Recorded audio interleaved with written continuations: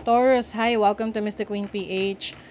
Titignan natin ang energies ng inyong love life ngayong February 2026. So, this is a general reading. Pwede kang makarelate, pwedeng hindi. Just take what resonates.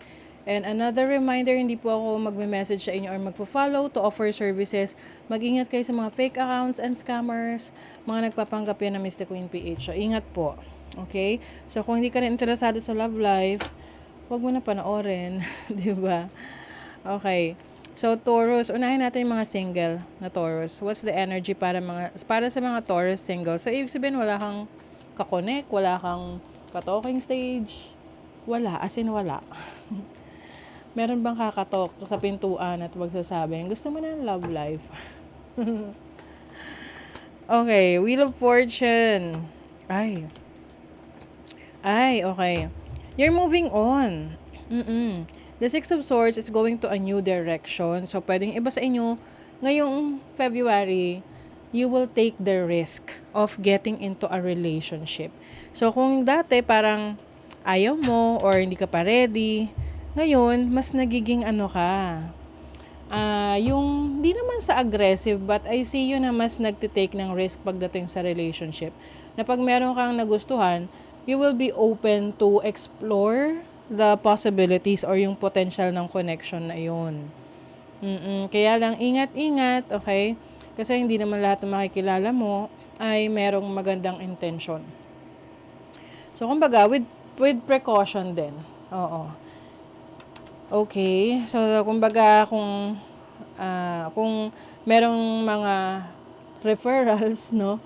Or, halimbawa, may common friends kayo, pinakilala kayo, and, somehow, nag-click, may chemistry, then you can explore the relationship or the connection.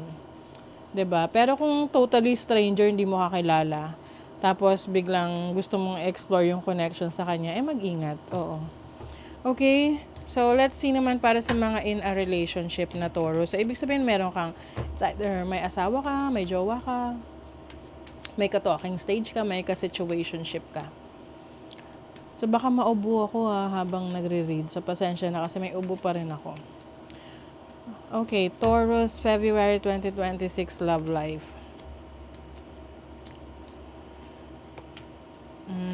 So, pwedeng ka-deal mo ay isang, kapareho mo rin, earth sign. O kaya may Pisces energy rito. Kaya lang, parang nababagalan ka sa relationship nyo. Parang feeling mo, walang progress yung connection. Yung iba sa inyo matagal na kayo sa relationship na to. May hinihintay ka. Hinihintay mo itong person na to mag-take action. O yung bang tipong may gawing something exciting sa relationship ninyo. Kung hinihintay mo siyang may gawing exciting sa relationship, unahan mo na. 'Di ba? Oo. Para kumbaga ikaw na yung mag-initiate. Oo.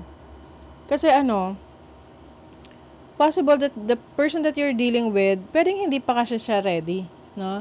Let's say, ikaw, matagal na kayo sa relationship, so iniisip mo baka, pag-usapan na yung kasalan or, the future. Kaso I feel like this person is, yun nga, hindi pa ready. Pwedeng ready na financially, pero emotionally, spiritually, physically, hindi pa ready. So, dapat lahat ng boxes naka-check. And, some of you, nagkakaroon na rin kayo ng parang, trust issues na, ano ba to? May balak ba talaga? Ganon. Kasi, for some of you, lalo na kung nasa marrying age na kayo, parang gusto nyo na talagang mag-settle down. Oo. But I feel like this person is somehow, hindi pa siya settled. Parang marami pa siyang gustong gawin sa buhay niya. So, pwede itong reversal yung role, ha? Yung person mong gusto na mag-settle down kayo, tapos ikaw yung hindi pa kasi marami ka pang gustong gawin sa life mo.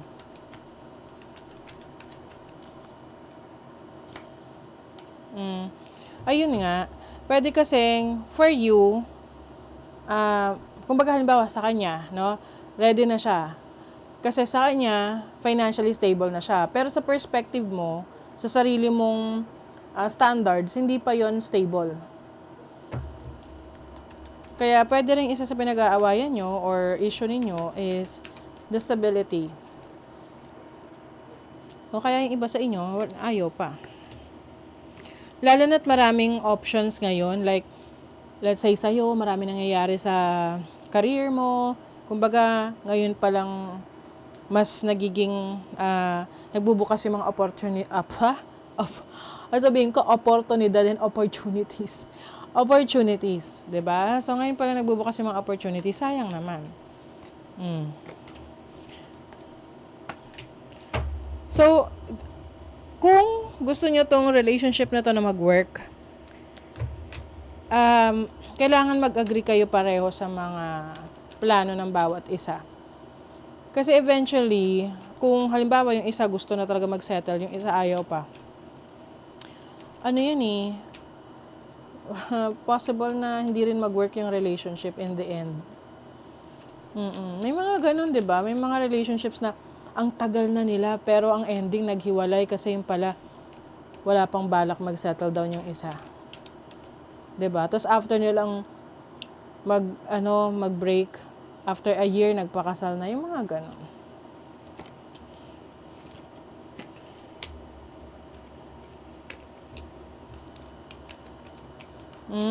Okay. Yung iba sa inyo kasi, yun nga, may trust issues, tapos, pwedeng nagsaspy kayo sa person ninyo kung, ano ba, baka may tinatago to, baka may ibang reason, kaya hindi siya nagpaplano para sa future nyo. Surviving daily hustle.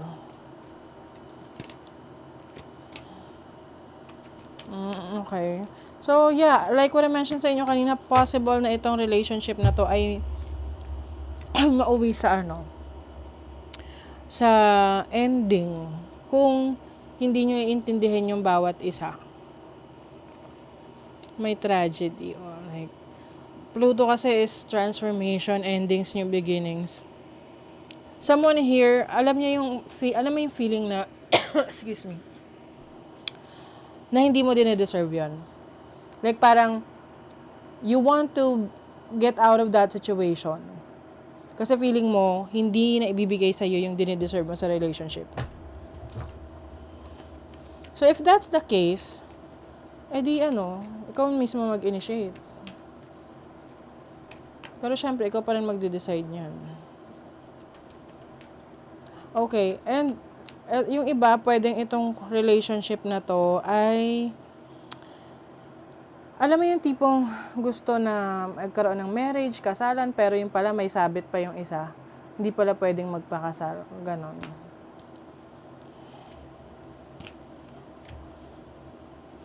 Meron naman potential tong relationship ninyo talaga. Oo. Kaya lang, I feel like the other person is hindi siya ganon ka ready. Kumbaga, hindi kayo aligned or hindi kayo pareho. It's like you are not on the same page. You have friends to support you. Siguro yung iba sa inyo nahingi ng advice sa inyong mga kaibigan, kung anong dapat gawin.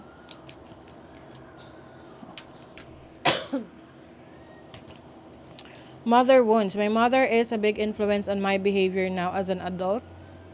I have challenges with connecting to the divine feminine energy within me and externally.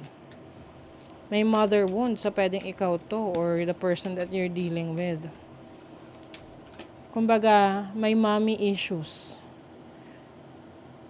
Kaya siguro hindi siya ganun ka, parang alam mo yung feeling na hindi secure sa relationship. Kasi ang isa sa nagbibigay sa security sa isang family, yung mother. Like, not just, of course, the father. Pwedeng hindi siya nabigyan ng atensyon, pagmamahal, hindi siya naasikaso. So, maaring, since, pwede kasi hindi niya nafe-feel yun sa relationship.